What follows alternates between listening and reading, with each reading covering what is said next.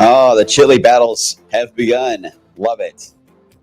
Thanks for posting, everybody, and commenting so far on this early Tuesday. I'm wave meteorologist Brian Good, and welcome to the blog update today, where we're going to have a chance to, as always, cover a little more time than we normally can do on a TV weathercast. Have a little more time to explain some of the things we're looking at that we can't explain in 3 minutes on TV, and also basically try to give you a chance to have a conversation with us too. Let us know what your thoughts are. If there's any specific questions that I can try to answer, it's always a good time to do that. I know I missed some questions, or you'll ask, and because there's a delay going on here actually in this room between when you ask something and by the time I see it. Many times I've already clicked and left, and then your question will pop in. So anyway, so try to get them in early, and I'll try to come back around to them. If it's not about the topic I'm on at the moment, I'll try to make it work somehow. That's usually easier to do, right? So far, hey, the chili train is getting a lot more support here today. Thank you. Appreciate that.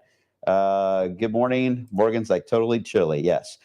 You know, I don't know if it's going to be, and I think what started this all, and this is my fault, is that if we get the rain this afternoon toward the mid-afternoon time period, and it becomes more of a steady drizzle, especially even a shower, but even a steady drizzle that takes place this afternoon with the air the way it is, it's not overly saturated. So when you get a light shower in the scenario, the air is chilly above our head. So it allows the thermometer to cool back a bit. Now it's not going to be anything dramatic, but you should feel, it's more about the feeling. If you're going to be outside at 5 o'clock, 6 o'clock this evening, and the rain either is ongoing still or it had just ended, it will feel like something has changed in the air, and that will be the back edge of the front that has moved through. And that may put you guys into a pot of chili kind of feel, because it will be in the 60s at that point and cloudy and kind of drizzly at the same time. But everyone has their own flavor on when that will be for that pot of chili. Usually it's a cold, cloudy day, highs in the 50s. I think usually it's the number one time I think chili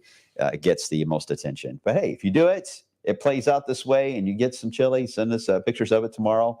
I'm not sure if I can even display pictures on this thing, but if you're able to, send them anyway, and maybe I'll be able to put some of your pics up tomorrow on the blog. How nice would that be? Kim, trying to start up more controversy here. Chili is for chilly weather, plus spaghetti goes in chili. I do spaghetti. Personally, I do not do the macaroni, but I know that's a whole other topic. And before I get in trouble, we're just going to move right along. Let's get to Lee, Hurricane Lee. Nice segue, right? Here's the hurricane still out there into the Atlantic, still Cat 3. Only thing that's changed, it's lost, I would say, just 5 miles per hour off its listing.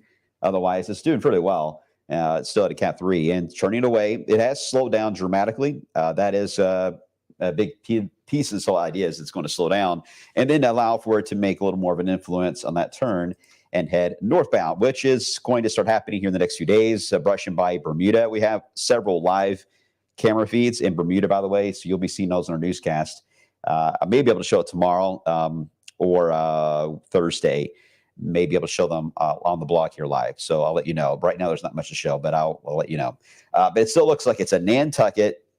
My stepsister used to live in Nantucket, and she talked about it was always just an adventure living there because you had to deal with so many coastal storms. And I think she said you had to drive like an hour and a half, something like that, to even get to a Walmart. So they're pretty isolated out there in Nantucket. But, if you're from there, especially, I mean, you know how to handle this. But this is one of those coastal storms coming our way. It is still going to be a strong storm, even as it heads into Nova Scotia. The thing is, it will not technically be a hurricane at that point. By definition, it will still be a big swirling dervish of wind moving through the area with high wind, high surf issues taking place. And eventually, I think some of this will eventually have a little bit of frozen weather with it once it gets a little further along. But Lee certainly has been one that's still in the headlines. So far, I haven't seen too much of that wobble to get it back toward Boston, although this system is large. The lines you're looking at are about the center of the storm, not the entire storm. So the storm by the center will go there.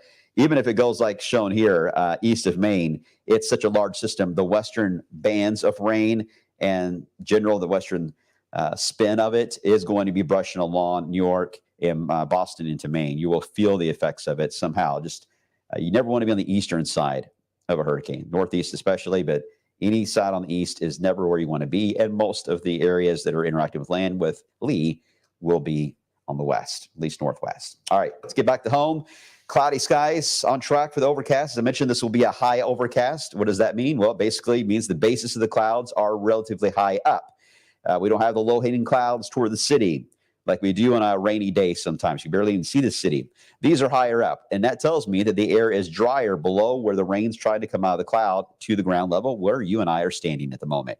And that's important. That keeps the rain intensity really tame on any showers that move through. It's generally a light rain that can pass through, but in some cases, if the rain evaporates before it can reach the ground, it will try to cool the air down. And that's the reason why there could be a bit of a drop in temperature if we get a steadier shower that tries to do just that later on for day. The radar is lit up. We've got showers, really no lightning and thunder, although I can't rule it out. Yesterday, I didn't see lightning getting involved. Today, lightning may get involved, and I'll explain when here in a second here. The showers moving off of the area, kind of hard to see all this, so let me get rid of the clouds and just focus on the rain only. You don't have too many yellows and reds, so most of this, again, is lighter in nature, in its rate. Even if you were to get some yellows and reds, you almost, in this environment, have to dial back from reality of what it would likely be, a lighter rain. Get you down into Dare County and Greene and Taylor. We have several of you down Greene and Taylor, don't we? Marion and Washington, you should hear from you guys. You may have already commented. You guys are still going on about the chili, so I'm sorry. I'm a little bit behind. You're having your own conversation. I'll let you all have it and hash that out. Don't let me interrupt. Don't let me interrupt. But down to the south, there are some steady showers there across along and south of the parkways, even not too far away from Bardstown. You get into Louisville. So far, Louisville has been skipped around. We've had some showers that kind of pop to the east and showers now to the west. I haven't seen too much filling in the middle. I think we're about to see that change. I think this band of rain across Indiana is going to be a steadier light rain or steady drizzle that is going to influence the rest of the morning into about lunch. That'll be building into Louisville. So Louisville so far hasn't had a whole lot of wet roads. Do you think you will as we head into lunch? What will change this afternoon, the front itself is moving in. This is really the front right here. This is the front. So it's about to pass through. We've got a north wind, so we should go northwest here soon as the front completely goes on by. But on the very tail end, right here on the back edge of where the light rain in Indiana, where it ends, that is where we could see new downpours pop in about 6-7 hours from now. Those are the ones that I do think may contain a little bit of lightning. Nothing severe, but it may be a little bit of lightning. Here's Futurecast showing the current band of rain moves through the lunch hour. We get into this afternoon. This is where you can see just little hints that we may get one or two of those little downpours that pop, maybe a lightning or rumble of thunder. It's possible. They would be very isolated, but very close to Louisville and I-71. Looks to be the spot. If they were to form, it would happen then. That would put us at almost 7 o'clock this evening. So that will be the batch that I think would have the bigger chance to push the numbers down. But at that point, 7 in the evening, you're already You're already getting darker. So kind of a mute point there. But either way, spotty showers around. I hope you get something out of it because rainfall amounts will be under 1/10 of an inch for most areas. The exception is going to be these little bad boys. If they can produce a quick, heavy downpour, you can get up to about a 1/2 inch of rain. But that looks to be the exception rather than the rule. And it will certainly not be a widespread outlook. And then the clouds and fog, depending on where you're at, will linger.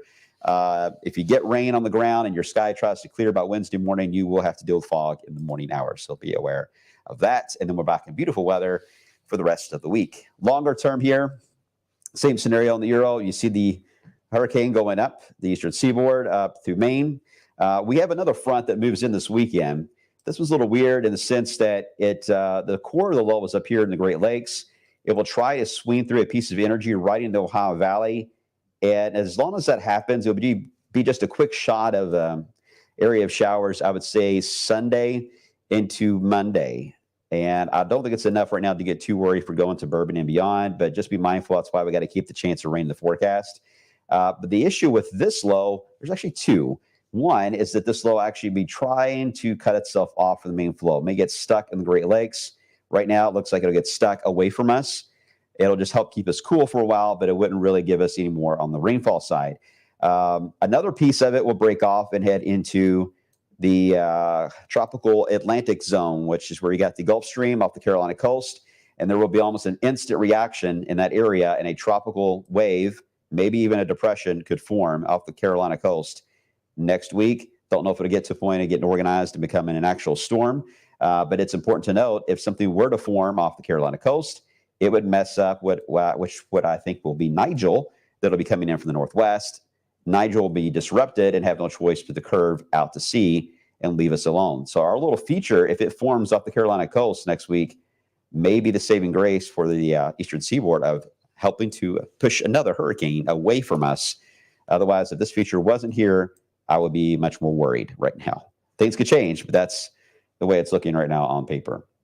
So as long as this pattern keeps up with the low pressures the way they are and cutting through, majority of your 10-day is going to be filled with 70s, not 80s. And we may try to warm back up at the very end of this. Once this mess moves out of the way, this will put us I still like the last week or so of September being warm.